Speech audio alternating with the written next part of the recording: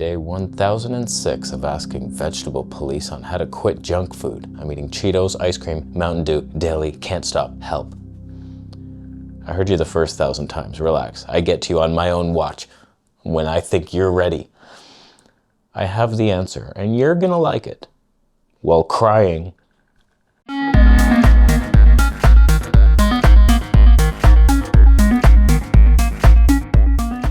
So I have some practical tips, but mostly mental gymnastics that will help you work yourself into a healthier lifestyle path. So first, don't make idiocracy real. Stop feeding the system. Don't be that guy who's like, I like pop. It tastes fizzy on my tongue. Have you tried this? Look, you can deep fry burritos now. How come it crunches when I taste it on my tongue? Shut your mouth. We're supposed to be elevating here, reading books, floating around the city. It's like you're keeping us down, monkey boy. Just get your shit together. I see people walking around with their pizza boxes. They're heading somewhere wet.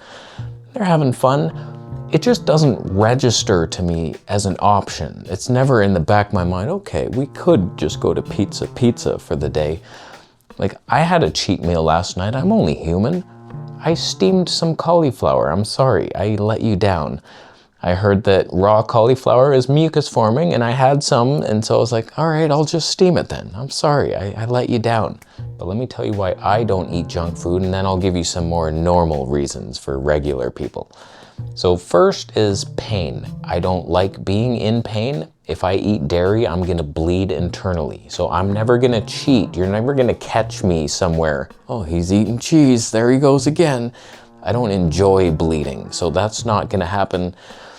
I don't like killing animals, so I'm not gonna be in a fast food joint. I'm just ordering the beef patties. They're grass-fed, bro.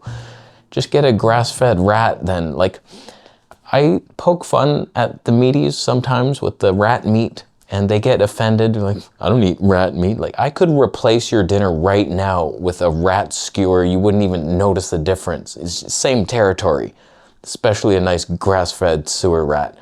You'd be like, this is good, it's crispy. How come the fat's melting in my tongue? It's grass-fed rat meat fat.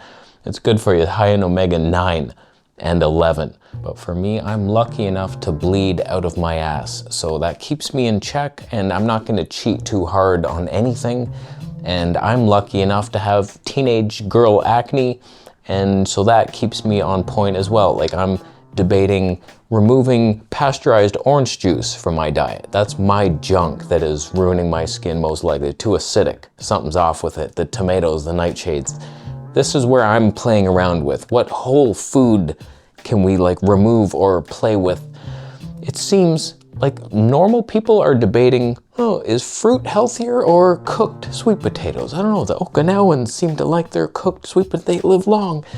Whereas you're like diving all the way down to the sewer below the rat meat section. You're in processed foods with addictive chemicals. The main reason I don't eat that crap is because I'm not gonna let you win, science boy. You evil corporations hire these scientists, make this food the most addictive possible. The crunch factor has to be just right, like levels of thickness for the crisp and temperatures, the perfect temperature for the perfect time, perfect thickness.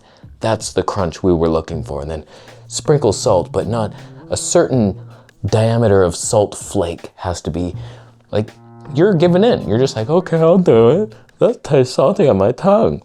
Oh, I can taste it at 3 sections of my tongue. You're easily manipulated. You're an idiocracy wheelchair bitch. That's not the same movie. It's Wall-E that I'm thinking of, where you're in your fat wheelchair with your TV. You sicken me. So you can walk up and down those pretend food aisles and look at all the science experiments there and marvel at the wonder, but don't fall for it. Don't actually buy it. I'm not willing to be that experiment because it's all just a flavor experiment. What happens after? They don't care. Who cares what happens in your body? This is just on the tongue we're focused on here. So it's like anything could happen. Genetically modified foods, crazy pesticides damaging your microbiome. You're wondering, oh, I can't eat broccoli, I'm bloated. It's because you just ate Cheetos and they killed 7 of your friends in war. I mean, processed foods are so insane. They have every ingredient that could possibly kill you. They have the genetically modified wheat that is not even close to what was in the Bible. They were all up in the bread. You can't eat the same bread here. Even if you get organic wheat in Canada, it's not the same thing. It's polluted somehow. It's not even close. And then like the oils, the crazy soy oil, corn, like these are runoffs of factories. Like all this waste product, they sell it to you. It's like fiber dust. That's not a thing. Sawdust is though. I want fiber dust. I'm gonna order it on Amazon. They have salt, known poison. Refined sugar, not my favorite thing. I experimented.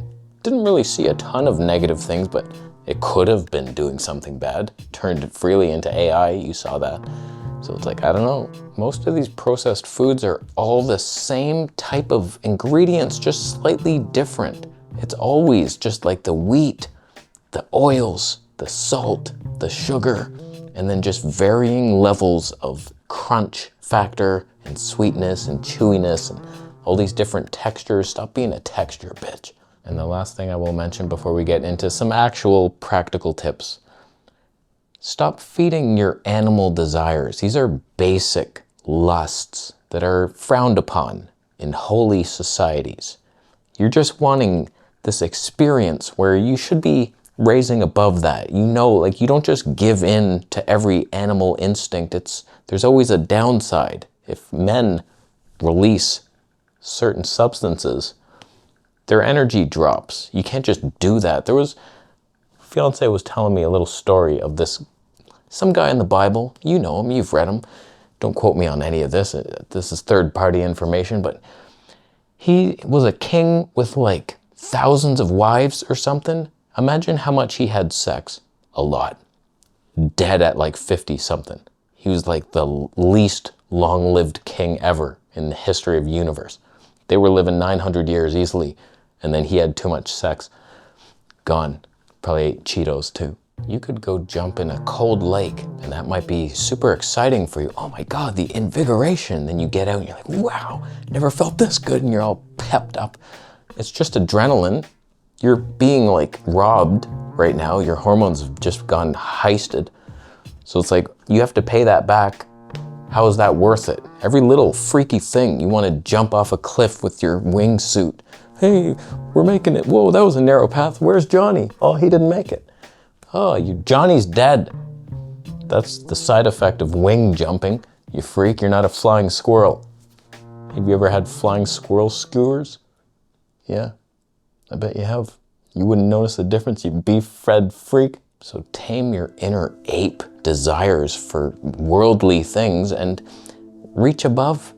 Sit down and just think, and then don't think, and then go out in nature. Little non-stimulatory events.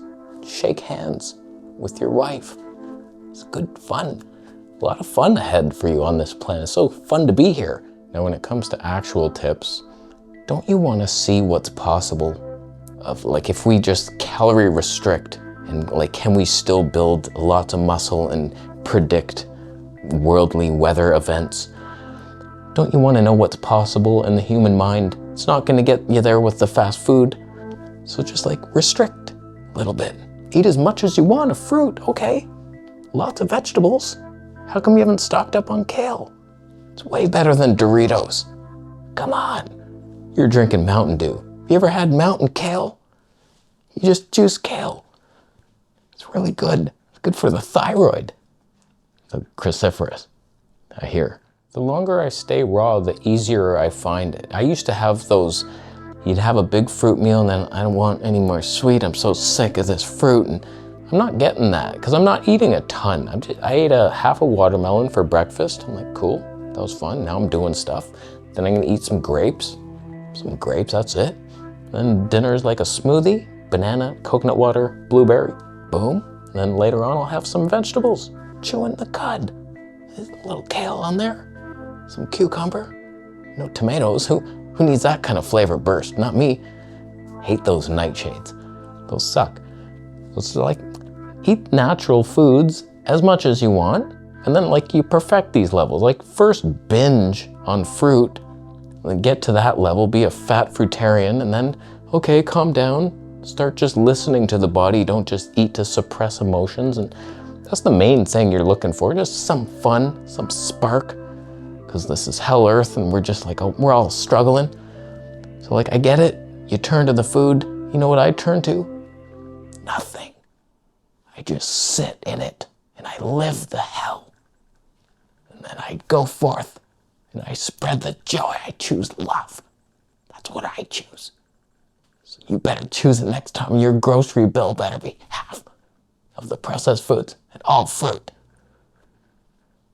I helped you quite a bit today through mostly compassion. That's my strength. Just thumb up the video. Congratulations on quitting your junk food. You're probably thumbing it down because you have an idea for a snack and you're going to take an Oreo cookie and you're going to put that in a Dorito chip sandwich and you're going to dunk it in root beer. It sounds fun, but what happens next? The stomach ache? The pain in your neck? I don't care about you. You make that choice. You can choose to do whatever you want here. I'm just saying, there might be a better way. Bitcoin is my better way. I'll be leaving now. Choose love. It's not a woman's shirt. Subscribe for my notes.